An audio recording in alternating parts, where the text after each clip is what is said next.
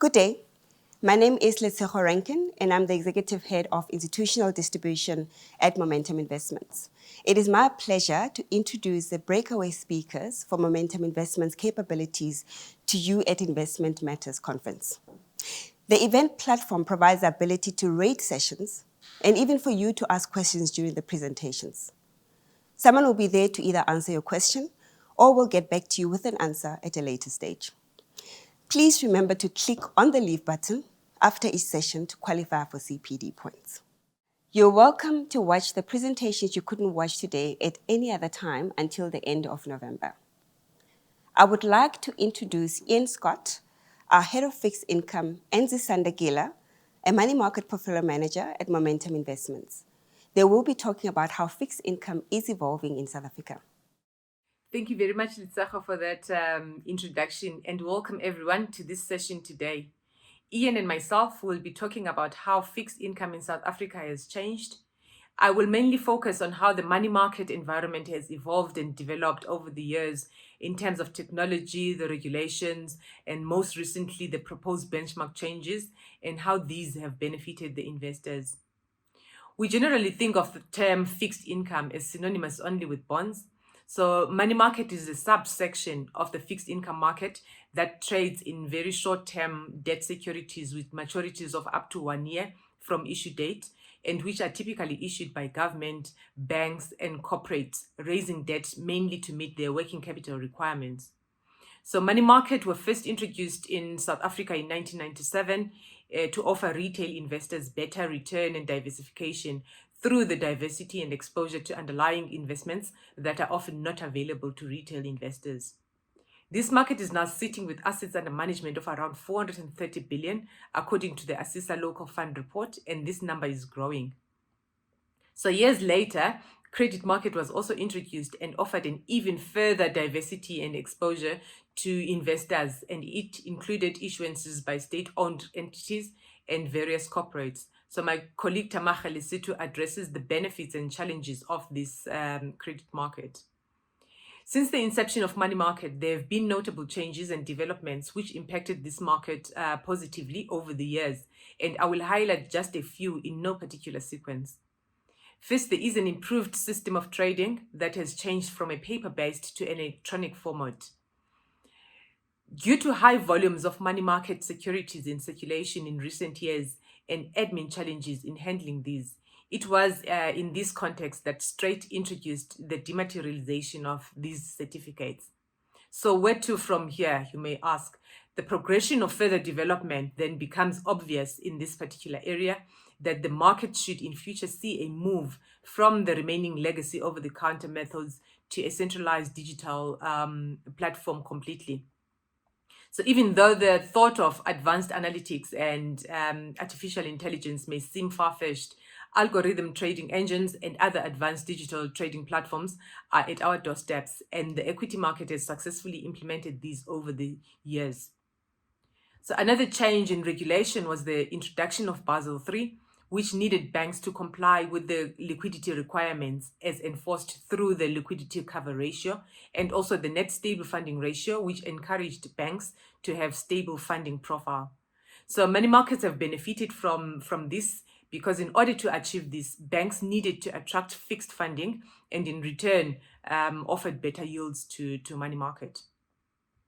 So a more recent change has been the proposed benchmark reform, which is currently ongoing, from Jibar to a more transaction-driven benchmark that will measure up to the International Organization of Securities Commission's principles, which are established for benchmarking. We have also seen a wider inclusion of money market funds in environmental projects or issuances that support sustainable development. Since the financial landscape has expanded, giving money market an opportunity to invest in these type of assets, which were historically meant for funds with longer investment horizon, our money markets have been participating and benefiting from such issuances. So in the past few years, investors have firmly favored the interest-bearing portfolios over equities, and the flows into money market funds were stable as the money market funds continued to dominate the net inflows. So because if one looks at the ASISA Local Funds Report, interesting stats can be drawn out of this. The stats shows that the net flows into money market funds have been increasing quarterly, and we want to believe that this is the investors' asset class of choice. And also, this migration to the money market funds highlighted an elevated uncertainty in the South African economy as these investors moved to the lower risk funds.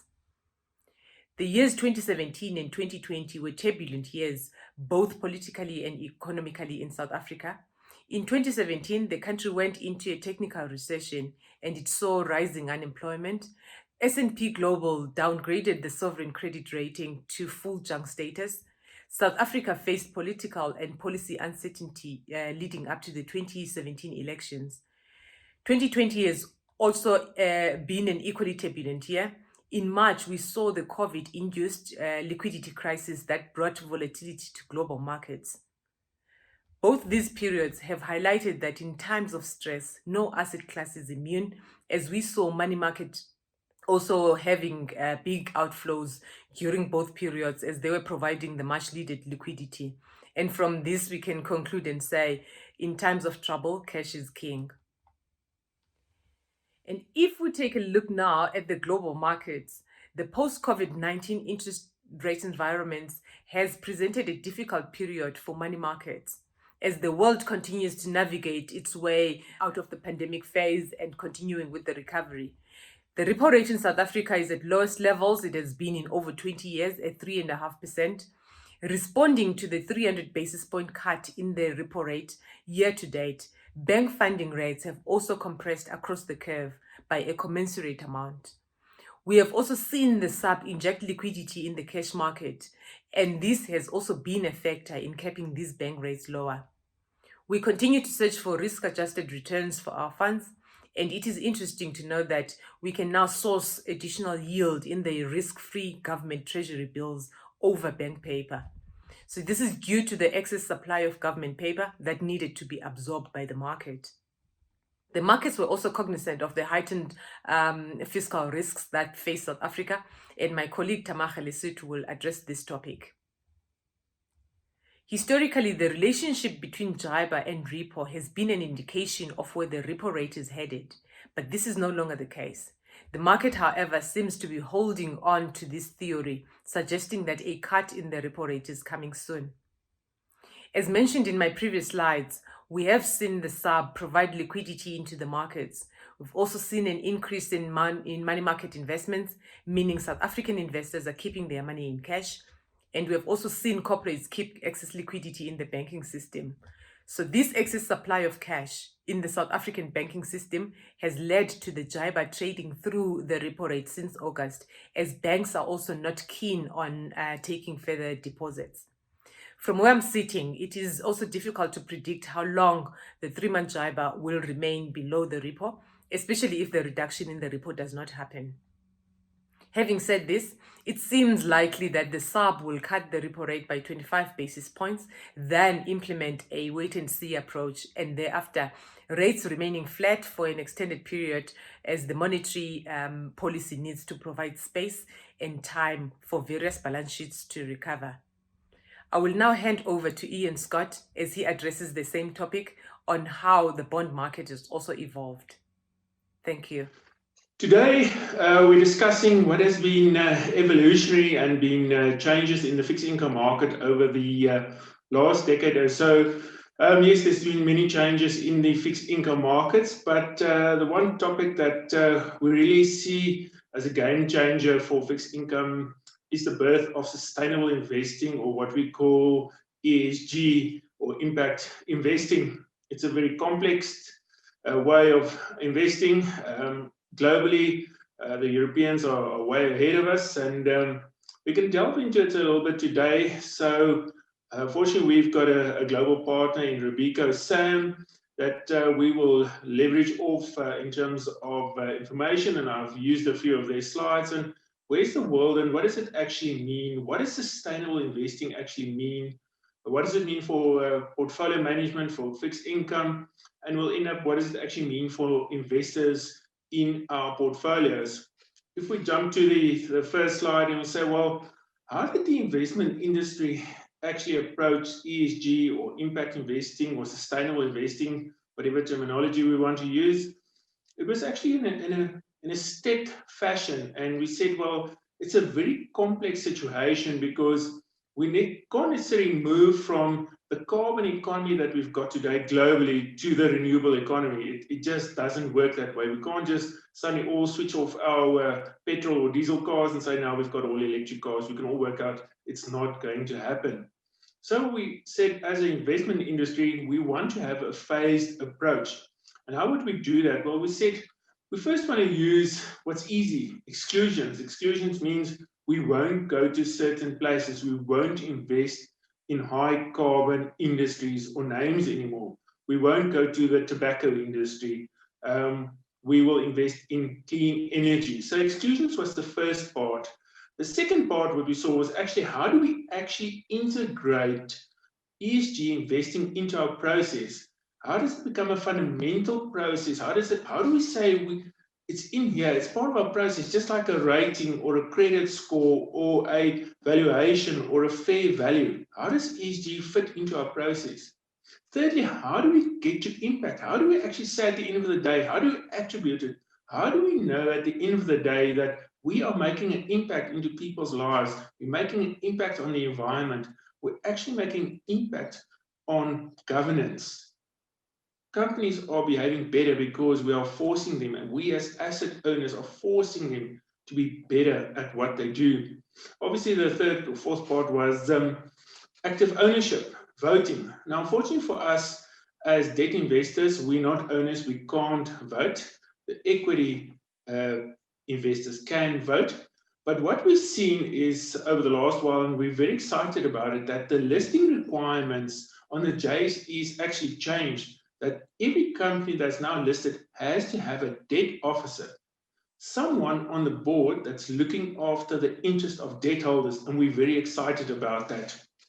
So moving on and saying, well, now that we've got this framework in the world, where's the money or the ESG money actually been going and not going?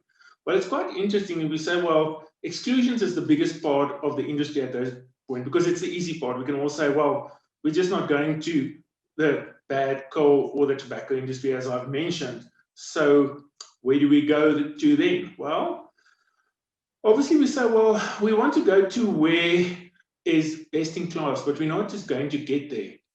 Because let's be fair, we can't just go to Eskom and say, Eskom, give us back all our money. You are dirty coal. We want to go to a clean coal or renewable energy.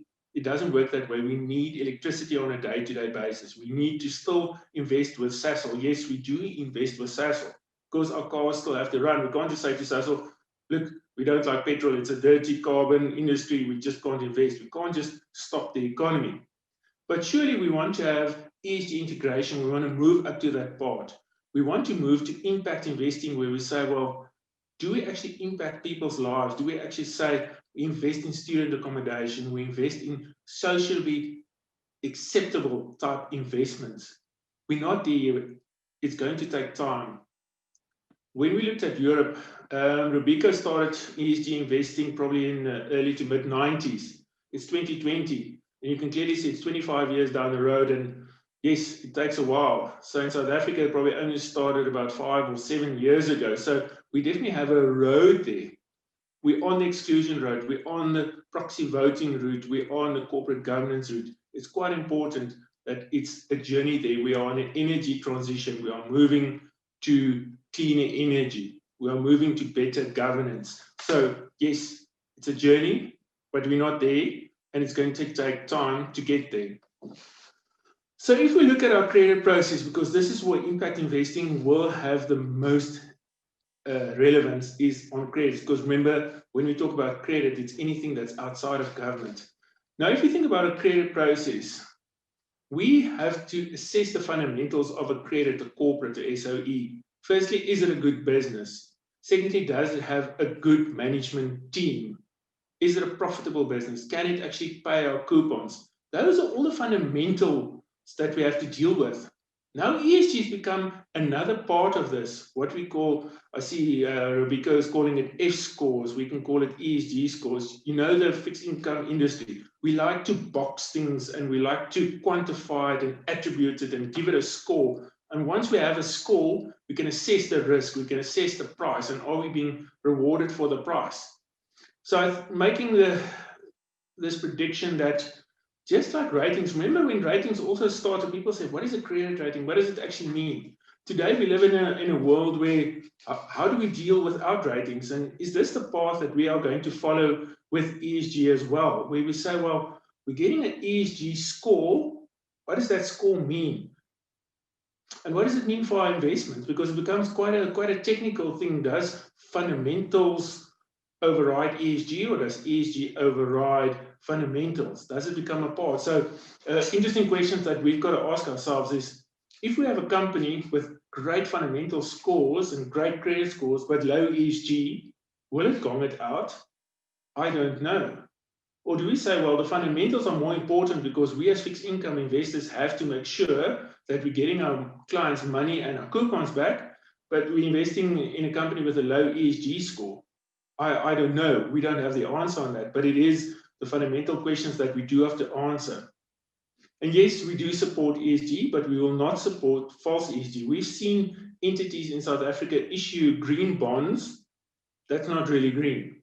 We've seen other entities issue green bonds at very expensive prices just because it's green. Now we say, as value investors, we won't just pay any price for an ESG bond, but yes, we'll support it if it makes sense on a risk-adjusted basis to have the price, to have it in our portfolios. We would love to be in sustainable investing, but surely it cannot override our overall philosophy of valuation and risk.